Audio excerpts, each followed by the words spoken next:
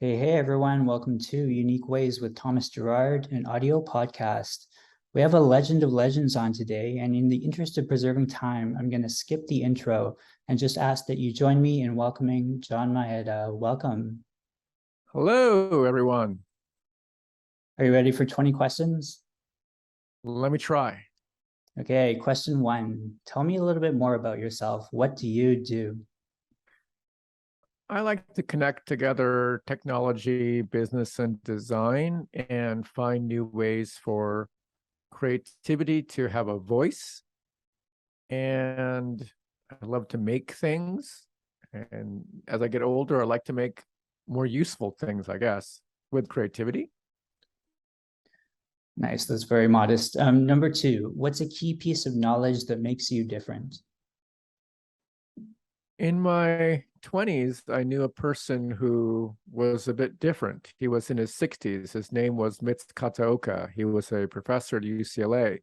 And I met him through a famous sculptor in Japan, Igarashi Takanobu. And I'd loved Igarashi Takanobu's work. And Igarashi introduced me to Mitz, his teacher in the United States. And I was living in Tokyo at the time. And I remembered I met Mitz and I lived in Tokyo and he was in LA. And once he got my phone number, he kept calling me up. And this is before mobile phones. He was calling my home phone, whatever, and waking me up in the middle of the night. And I knew he was different. And so when I was with him in LA, we went to lunch. And, this is like a 60-year-old fella, really short, stocky, carrying a heavy briefcase and walking faster than me. And I said it was so different. So we were sitting there eating lunch, and he said to me, I'm different, right? And I said, yeah, you're really different, Mitz. And he said, well, it's because I was like you. I was in my 20s. I was rising in my career. I was married. My wife was a medical student.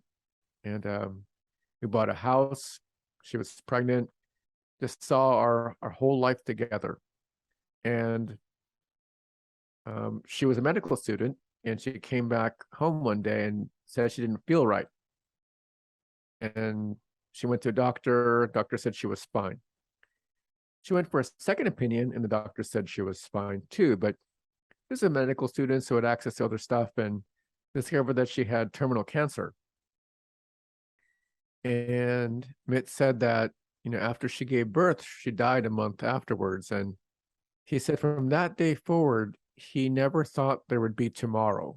He would live every day as if tomorrow might not come. And so I came into contact with him, and I realized some people live life like that, like there's no tomorrow, and it's a tragic thing. Not saying it's a good thing per se, but it showed me in my 20s that you have to live life like it's precious. I love that. Number three, why this of all things? Why do you do what you do?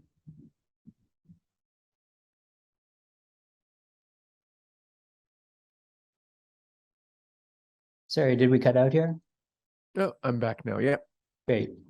So number three is why this of all things? Why do you do what you do? Well, it gets me excited.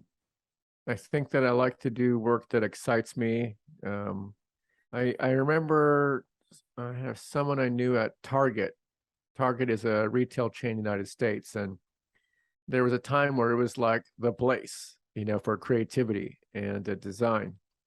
And this person who oversaw all of that said to me, and he tells all his people that if it doesn't make you sweat, it's not creative. If it doesn't make you a little nervous, it's not creative. So I guess what makes me excited is that I'm always a little bit nervous that I might not be able to pull off whatever I'm trying to do. So I try to always be in that zone. I'm excited to hear you answer number four. What does your future look like? Oh, well, my future looks like I'm going to try to keep on learning new things. Let's see what that means. Number five, let's talk about location. What does the notion of place play into what you do? I think that Now, by the way, I worked remote 3 years at Automatic before the pandemic. I heard about this thing called remote work when I was in the Valley, and I thought, wow, I got to do that. Mm. So I did that for 3 years, and I realized, oh, there's a lot of pros and cons. So after the pandemic hit, people are talking about things that I had experienced. I think the biggest takeaway when you're all remote is you aren't able to sample different cultures directly. And so your understanding becomes narrow because you're doing it through a computer screen or someone's tweets or photos or whatever. So I'm a big believer in physical location, and I'm really glad the world's coming back online. Although I know remote work is great for different reasons, and I'm all for it. But I know that I like to get around the world too. So remote, hybrid, whatever you want to call it, that's the good thing. Number 6, if you had to start from the beginning, what advice would you give your former younger self? I think that I would tell myself that I'm going to live to the age I am right now. So maybe you can take like an extra hour of sleep and you'll still be okay. That'd be my advice. Get more sleep. Number 7, what's a day in your life like? Day of my life is right now, I like wake up at 4 a.m. I like to think about whatever I can do that day. And then I get moving a little bit after 6. I try to eat a breakfast that has protein in it. I didn't know until I was like late 40s that eating protein is a good idea for breakfast. I was a carbs guy, and I was like, whoa, I'm getting really hungry. So make sure to eat the right breakfast. I jump into work, I do my Slacks, my emails, my everything. Talk to people. I like to mentor people as much as I can because I got mentored a lot. And I also tell people if you don't want me here, I'll leave. So it's optional. Um, I usually work till 7 or so, and then eat dinner, and I'll just do some more work and just go to sleep. And hopefully, I'll wake up the next day and get to do more. Number 8, lifelong learning is a popular topic. How do you stay up to date? Oh, really easy. I put myself in situations where I'm really no good at that thing. And the only reason why you have to learn is if you're doing something you don't know how to do, right? Mm. And you stop learning if you're in a situation that you already know. So I think I've always conditioned myself to, once I understand something, I feel a little bit concerned that I may be complacent. Mm. And so I try to find the new thing that I can learn immediately when that happens. Just about halfway here. Number 9, what tools do you use? Are you a digital nomad? Oh, well, to think I'll use a whiteboard, like a real whiteboard, not a real-time whiteboard by myself. When I'm thinking with others, I'll definitely going to use a digital whiteboard. It depends what mode I'm in. If I'm in solitary mode, I'm either whiteboarding by myself or just typing on my computer. If I'm in IRL mode, I love whiteboard. So I love whiteboard in IRL, or I'll do a real-time board and Slack, Zoom, etc., Teams. 10, how do you deal with work-life balance? I'm not a good person to ask about that. I don't really have a good work-life balance, and so everyone always tells me, "Look out, you're going to burn out." But I've been working like this since I was like a kid, so I think I'm okay. I'm still ticking. Been in the hospital once for overworking, but after that, I learned that I shouldn't go to the edge. 11, if you weren't doing what you do now, what would you be doing?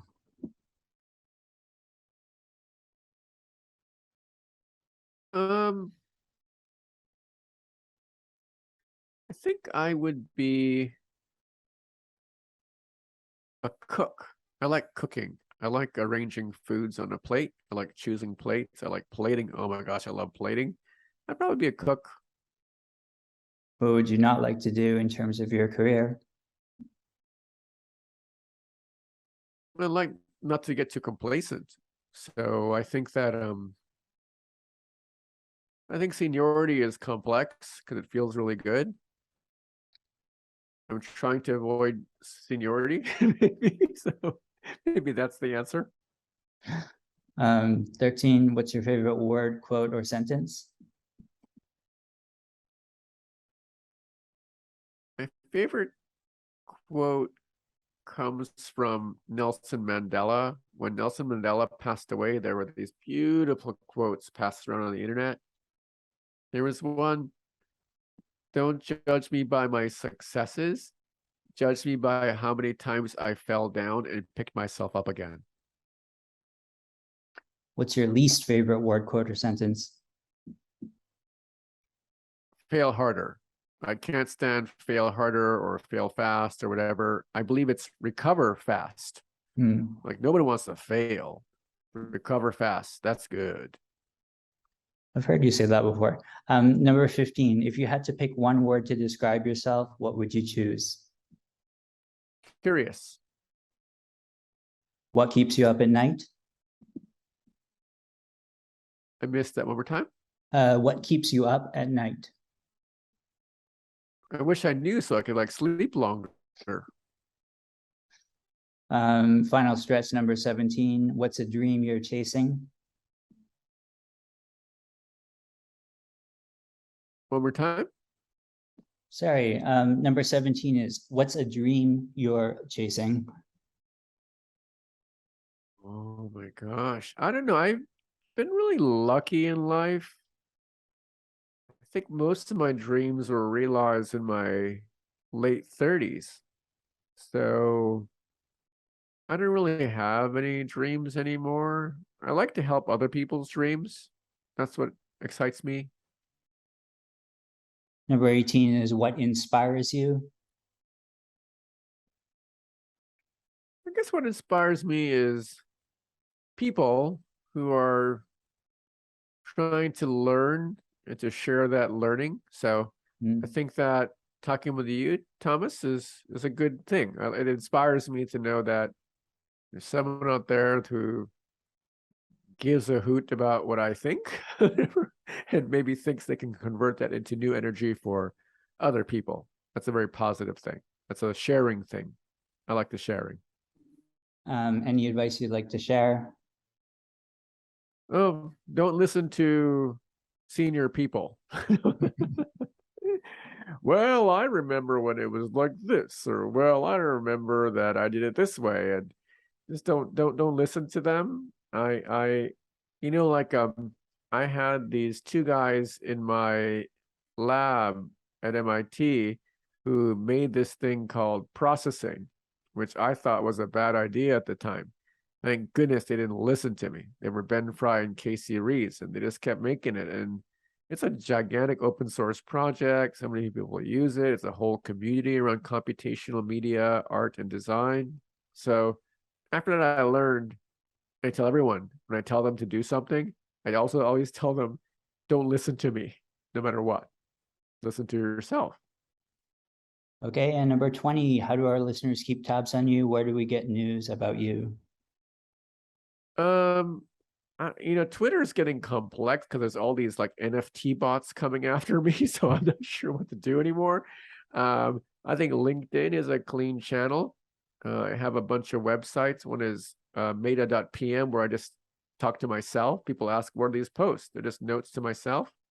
But mainly Twitter or LinkedIn or where I'm posting stuff. Okay, well, thanks so much for joining us, John. I love your story about the quirky guy who kept calling you. That's an interesting work ethic. Hey, Thomas, I'm counting on you. There we go. Okay, thanks so much. Thank you.